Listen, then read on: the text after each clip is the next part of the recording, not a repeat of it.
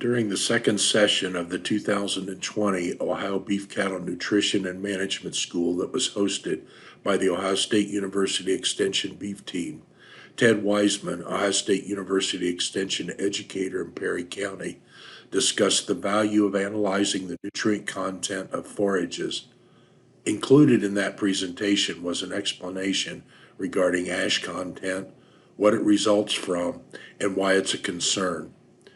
In this brief excerpt from his presentation, Wiseman explains in part how 5 pounds of a forage with 18% ash content is equivalent to feeding a pound of dirt to the animal. Ash. Alfalfa normally around 8. Grasses are around 6.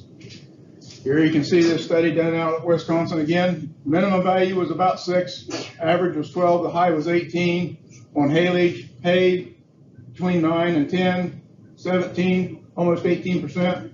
If you got a sample that has 18% ash in it, a pound out of that 5 pound of hay you're feeding them dirt. How do we get dirt in our hay? Could be raking, could rain, beat it into the dirt. I may have those disc mowers. You like to tip them teeth down to get every top inch above the ground, right? I can add dirt to it. You take that rotary or that disc mower and you tilt it too low. You got orchard grass. Where's the growing point of orchard grass?